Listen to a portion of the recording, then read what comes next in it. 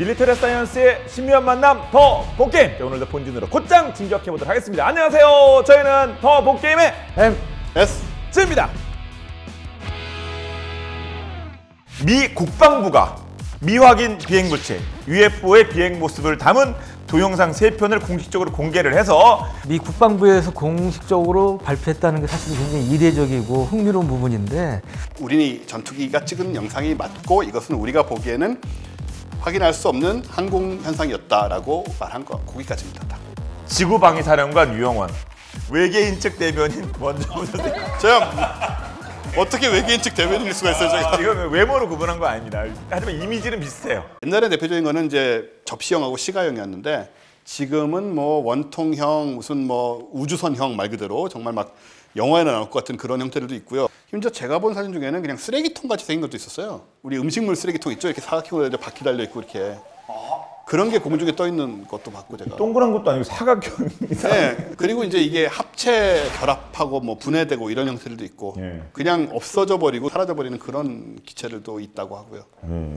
거기에 또 항상 그 얘기 나오는 게 또 나치 얘기 아닙니까? 뭐 2차 대전 때 독일이 또 이거 만들어서 지금 남극에 기지가 있고 뭐 히틀러가 아직 살아 있고 뭐 이런 얘기까지는 별 얘기 많잖아요. 하여간 나치 독일은 무기에 관련돼서 안 걸치는 데가 없어요. UFO까지 걸치니까요. 1930년대에 독일에서 살던 한 농부가 그 제작한 항공기 날개가 있는데 이게 원반형으로 생겼었답니다. 그 항공기 이름이 AS-1이라는 건데 스스로 뜨지는 못했대요. 근데 이게 모형이니까 손으로 날렸는데 이게 무려 100m를 날아갔답니다. 이거를 이제 당시 독일의 공군 연구개발 본부장인 에른스트 우데트 장군이라는 사람이 주의 깊게 본 거예요.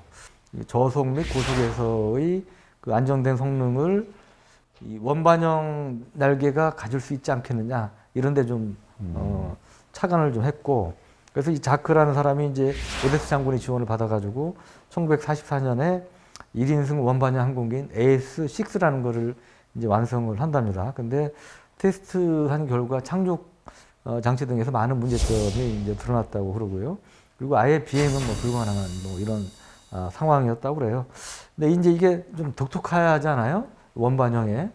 여기에 이제 소위 살 가죽이 붙어가지고 나치가 2차 대전 중에 말기에 뭐 UFO까지 완성했다, 이런 얘기까지 이제 나온 것이 아니냐, 이런 뭐 추정도 있습니다. 우리가 지금 알고 있는 비행기라는 것은 초기에는 다 이제 복엽기였잖아요. 1차 대전 때 이럴 때는. 그건 날개를 2개를 앞뒤로 위아래로 단 거잖아요. 당연히 이제 엔진 출력이 부족하니까 날개가 그만큼 또 뭐 많이 필요했던, 그렇다고 이렇게 큰 날개를 달 수는 없으니까. 그리고 우리가 알고 있는 비행의 방식이나 비행기의 구조를 보면은 항상 이제 한 방향으로 진행을 하면서 이렇게 큰 날개가 있고 뒤에 이제 작은 날개들이 수직과 수평으로 떠 있는데, 앞에 날개는 기본적으로 나는 공중에 뜨는데 가장 중요한 역할을 하지만 뒤에 날개들의 균형을 잡는 거잖아요. 지금 이 원형 날개, 그러니까 UFO 같은 이런 형태는 굉장히 무게중심이나 이런 게 불안정하기 때문에 아주 균형을 잡기 굉장히 어려워요. 그래서 뭐 쉽게 뒤집어질 수 있고. UFO 앞서서 뭐 잠깐 언급해 주셨는데 이 날아가는 방식이 아직 막 많잖아요. UFO의 비행 방식이라고 알려진 것도 여러 가지가 있습니다. 그 중에서 이제 우리가 못하는 것들을 이제 얘기를 드리면, 첫 번째는 이제 지그재그로 이렇게 나는 거죠. 이런 식으로. 아, 이렇게요? 이런 비행은 사실상 불가능한데 이런 식으로 난다는 걸 봤다는 사람들이 많이 있고요. 아, 이렇게. 이 뱀도 아니고. 그렇죠. 그 다음에는 이제 낙엽 강화식이라고 하는데, 이건 이제 훅 이렇게 낙엽 떨어지듯이 아주 가볍게 떨어지는 그런 움직임인데, 이것도 일반 비행기로는 좀 보기 힘든 모습이죠. 그 다음에 또 재밌는 게 뭐냐면, 예를 들어서 이렇게 UFO를 본 사람들은 예를 들어서 뭐 UFO가 이렇게 생겼다고 치면요, 여기는 가만히 있고 이쪽으로 위아래로 이렇게 계속 좌우로 움직였다. 중심은 가운데 그대로 있고 여기만 위아래로 양쪽으로 떨렸다라는 말들을 하는 분들이 많이 있어요. 그 다음에는 이제 가다가 바로 꺾어서 직각으로 혹은 예각으로. 이거는 물리법칙상 사실 거의 불가능하거든요. 실제로 만약에 여기서 1이라는 속도로 가다가 여기서 1이라는 속도로 동일하게 움직이거나 더 빨리 움직이는 경우는 그냥 물리적으로 불가능해요. 이건 안 돼요. 이거는 할 수가 없는 일이에요. 왜냐하면 이 순간에 속도가, 그러니까 방향이 바뀐다는 얘기는 여기서 속도가 0이 된다는 얘기거든요. 속도가 0이 된 상태에서 다시 가속을 해야지 우리 예상식으로는 그래야 이 방향을 바꿀 수 있습니다. 이런 식의 그 직각이나 예각은 이런 움직임을 보이게 되면 이거는 지구상에서 만든 비행체가 아닐 뿐만 아니고 자연계의 물체도 아닐 것이다. 이런 식으로 움직이는 자연계의 물체도 없으니까요. 그 다음에는 아주 낮은 저공 비행을 하는데 소리도 안 나고 레이더에도 안 잡히고 이런 경우들이 많이 있죠. 공중에 이렇게 떠 있는 상태에서 처음에는 기계로 된 진짜 물체처럼 보여요. 우주선 소위 말하는 비행 접시 같이 보이다가 좀 이따 보면은 반쯤 녹아들듯이 사라져 있고 구름처럼 이렇게 안개처럼 사라지다가 없어지는 게 있어요. 심지어는 안에 탑승자가 있는 것처럼 보이는데 그 사람들도 한꺼번에 사라진 경우도 있어요. 그러니까 이런 거 같은 경우에는 뭐 소위 비물질화 이런 얘기를 하는데 당연히 이제 이게 사실이라면 인류의 과학 기술은 비물질화 같은 걸 갖고 있지 않기 때문에 인간이 만든 건 아니라고. 아니죠. 우리 기술은 아닌 거죠. 스타트랙 수준까지는 가야 이게 되는 적어도 건데. 그 정도까지 가야 되는 거죠. 당연히 미국 국방성도 그걸 고려하고 이걸 보여준 거겠죠. 이게 정말 말 그대로 비물질화 한다거나 갑자기 뭐 마하 20으로 가속을 한다거나 뭐 직각으로 딱 움직이는 영상 같은 게 보였다면 아마 미국 국방성이 가지고 있다 한들 공개 못했을 거예요. 이런 데 다 바로 걸려버리는 거거든요. 저거는 이상한 거다. 저거는 외계인이든 뭐든 뭐 인간이 만든 게 아니다라는 결론이 나는 영상은 보여줄 수가 없겠죠. 외계인 하면 기본적으로 머리통이 크고 눈이 크고 그리고 좀 이 두 발이 없고 이런 게 딱 떠오르지 않습니까? 네. 예. 그건 이제 그 비슷한가요? 다른 그 사례들 접해 보신 거에서도? 일단은 뭐 제가 대변인이 아닌 관계로 이 지점에서 확실히 하자면 저 모릅니다. 모르는데 사례들을 얘기를 하자면 사실 뭐 상상할 수 있는 웬만한 외모는 다 있다고 보시면 되고요. 근데 그 중에 이제 대표적으로 알려진 게 그 얼굴이지만 사실은 50년대 아담스키 같은 경우에는 본인이 아주 미모의 그 여성과 남성들을 만났고 키가 크지만 금발에막 백인이에요 또 이상하게. 근데 아담스키야말로 정말 사기꾼이거든요 사실은. 아, 그냥 사기꾼이에요? 완전, 예, 완전 아담 스키형이라는 게 사람 이름이잖아요. 말씀하신 대로 폴란드인가 이 사람이 원래는 이제 폴란드계 유태인인가 뭐 이런데 이 사람은 그 UFO 얘기 나오기 전까지 사기 전과도 있던 사람이고요. 50년대만 해도 이제 우주 탐사가 전혀 안 되던 때니까 사실 60년대에 대야 시작했다고 해도 과언이 아니죠. 57년도에 이제 스푸트니크 1호가 맨 처음에 지구 궤도에 올라가게 되니까 그러니까 이때는 우리가 사실은 금성이 어떤지 화성이 어떤지 전혀 모르던 때예요. 그러니까 이 사람 마음대로 얘기를 한 거죠. 아, 그쪽을 반박할 수가 없군요. 반박할 수가 없으니까요. 가봤어? 예. 그래서 달도 이쪽에서 보기에는 되게 상박해 보이지만 본인이 달 뒷면을 가봤다는데 아담스키에 따르면 그 달 뒷면에 가면은 뭐 농장도 있고 막 그렇다는 거예요. 아, 그러게요. 예. 근데 나중에 달 뒷면 가니까 아무것도 똑같거든요. 그 달이라고 하는 게 뭐 모르게 뭐 엄청 춥고 뭐 햇빛 들면 딱 뭐 뜨거워서 못 살고 뭐 그늘지면 엄청 춥고 그런데 거기 농장이 말이 돼? 너 가봤어? 하면 끝나는 거네. 초기에 그걸 선점해 가지고 돈을 많이 버신 분이에요. 책 많이 팔고. 그렇습니다. 네. 근데 보면 미국이 UFO를 계속 추적했다는 그런 보고서들은 있지 않습니까? 보도도 있었고 거기 소속돼 있는 조직원들이 군인들이 그런 사례들을 계속 지난 몇십 년간 보고를 해왔단 말이죠. 우리 한국군의 경우도 있었고 미군의 경우도 더 많았고 최근에도 뭐 미군의 그런 보고된 사례가 있고 그러니까 그런 부분에 있어서는 연구하고 고민하는 부분이 있지 않을까 그렇게 생각합니다. 그렇군요. 예.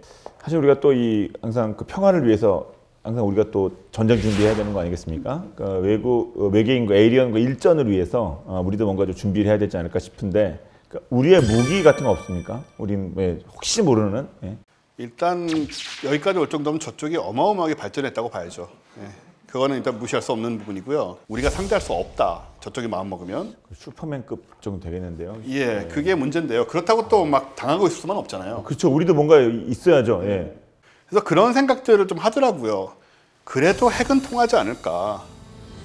핵이랑은 원체 강력한 힘이기 때문에 그래도 통하지 않을까라는 생각을 하지만 한편으로 이제 이렇게 외계인들이 UFO를 타고 이렇게 쳐들어왔는데 거기다 우리 지구 상공에 핵미사일을 막 쏘고 터진다 한들 또 밑으로 어떻게 되며 이런 걸 생각하면 그것도 간단한 문제는 아니고요.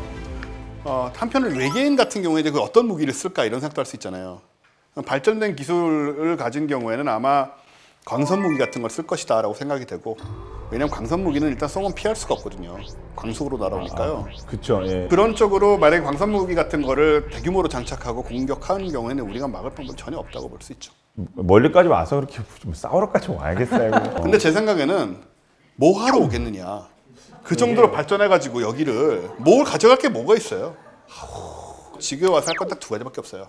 관광하고 실험.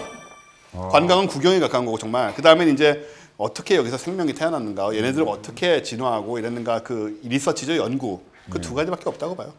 안심이 되네요. 예, 뭐 뭐하러 거기까지 와서 우리한테서 얻어갈 게 아무것도 없다. 그러니까요. UFO를 인정하는 사람들 주장에 따르면 벌써 최소한 몇십 년간 지구인에 대해서 생체 실험도 하고 다 들여다봤잖아요. 그러니까 이제 지구인에만 적용되는 생물 무기를 써서 무력화시키는 거죠. 그러니까 19세기 말 20세기 초에 웰즈가 이제 많은 작품을 썼는데 우주전쟁이라는 영화로 나중에 나왔죠. 네. 그 소설의 메인 그 결론이 그거예요. 화성에서 침공해온 화성인들이 어떻게도 우리가 이기지 못하다가 특히 그 시절에 그러다 갑자기 얘네들이 이제 지구상의 바이러스와 박테리아에 감염이 돼가지고 죽어버리거든요. 면역이 안 돼 있으니까. 물론 이제 그런 식으로 세균을 공유할 수 있는 그런 신체적인 유사성이 있는지 모르겠지만 그런 그림들은 사실은 상상들을 많이 하고 있는데 가장 말이 안 되는 게 이제 인디펜던스 데이 같은 식의 미국 대통령이 중심이 돼서 그분이 이제 심지어 그 당시에 F-18인가 뭐 직접 모세요. 그게 이제 웃긴 게 인디펜던스 데이가 그 공격해 온 다음에 불과 3일 만에 격퇴시킨 얘기거든요. 3일인데 어떻게 격퇴시키냐면 그 메인 포인트가 뭐냐면은 외계인의 컴퓨터에다가 컴퓨터 바이러스를 심는단 말이에요. 그래서 외계인의 컴퓨터와 네트워크망을 무력화시킨다 우주선에 그런 얘기인데 3일 만에 외계인 컴퓨터가 뭐 윈도우입니까? MS 윈도우? 그 운영 체제도 모르는 상태에서 3일 만에 바이러스를 만들어서 그걸 컴퓨터 바이러스라는 게 그런 식으로 막 묻혀놓으면 들어가고 하는 게 아니잖아요. 근데 그걸 어떻게 심어가지고 그걸 그런 식으로 했다라는 게 그 당시에도 웃음거리가 됐지만 한편으로 또 영화로 나왔다는 것 자체가 너무 놀라운 발상이라 그런 식으로 되지 않는다. 예. 그리고 우리 이거는 잘리겠다. 근데 우리 그런 얘기는 해요.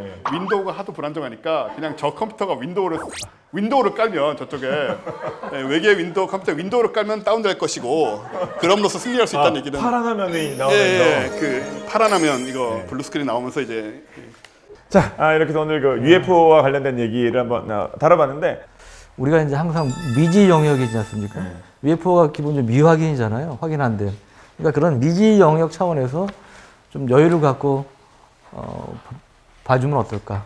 일단 뭐 더본 게임의 취지상 저는 진짜로 우리가 UFO라고 얘기하는 믿을만한 현상도 그 중에 상당수는 진짜로 실험적인 무기일 거라고 생각해요. 그 가능성까지 다 빼고 정말 남는 정말 직각으로 움직인다던가 뭐 인간이 할 수 없는 것 같은 움직임을 물리 교과서에 안 나오는 움직임을 보이는 것들 정도는 우리가 좀 약간 그 신비함을 남겨둔 상태로 좀 따라가 볼 필요도 어떤 식으로 이제 앞으로 그런 것들이 좀 더 드러나고 하는지 그렇게 정말 부담 갖지 말고 너무 광신하지도 말고 흥미삼아 좀 지켜보는 것도 괜찮을 것 같아요. 네. 다음 시간에 더욱더 여러분의 관심을 계속 쏙 끌만한 그런 내용으로 돌아오도록 하겠습니다. 오늘 시간 이거 정리하도록 할게요. 네, 지금까지 저희는 더 홈게임의 NS 였습니다. 고맙습니다. 네.